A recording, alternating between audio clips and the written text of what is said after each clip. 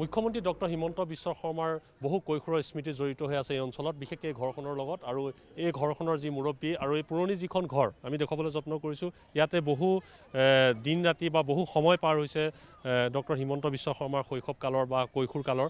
কি ৰোমন্থন হ'ল, কেনেকৈ আপুনি ডক্টৰ হিমন্ত বিশ্ব শৰ্মাক চিনি পায় অকণমান যদি কয়। নমস্কাৰ। হয়, আজি ডক্টৰ হিমন্ত বিশ্ব শৰ্মা আমাৰ ঘৰলৈ আহিছিল। তেওঁ বেলেগ বেলেগ প্ৰগ্ৰেমৰ আছিল, তেওঁ আমাক মানে লগ কৰি গৈছিল।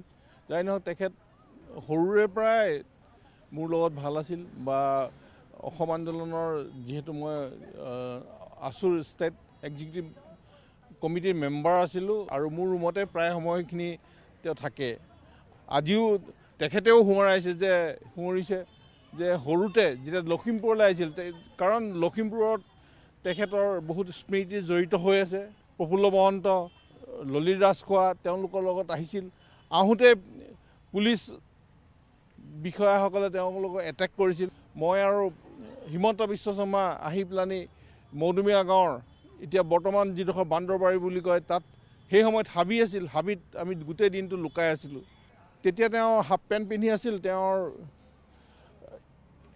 বয়স ধৰক এতিয়া ঠিক ক'ব নোৱাৰিম, 10-12 বছৰমান হ'ব পাৰে। তেওঁ বিদ্যালয়ত পঢ়ি থকা, কিন্তু যেতিয়া কিবা কাৰ্যসূচী হয় ইয়াৰ পাছত তেওঁ ছাত্ৰ সন্থাৰ কাৰ্যসূচীবিলাকলৈ আহিছে। এই গোটেই অঞ্চলটো তেওঁ পৰিচিত। প্ৰথম তেওঁক দেখিলে এজন সৰুতে পোৱা আপুনি ল'ৰাজন, হয় নহয়, যিজন ল'ৰা ধৰক তেতিয়া বয়স 12 বছৰ 14 বছৰ, সেই ল'ৰাজনক আজি আপুনি মুখ্যমন্ত্ৰী হিচাপে আপোনাৰ ঘৰলৈ তেওঁ সোমাই আহিলে, যেতিয়া আপোনাৰ কি অনুভৱ হৈছিল? মোৰ যথেষ্ট ভাল লাগিছে। আৰু তেখেতে ইমান এটা উন্নতি কৰিব বুলি মই অৱশ্যে ভাবিছিলোঁ। প্ৰথমতে সৰুতেই যিটো ভাষ্য তেখেতৰ স্পীচ যিটো লেকচাৰ দিয়ে আন্দোলনৰ ওপৰত, আমি একো পাত্তাই নাপাওঁ।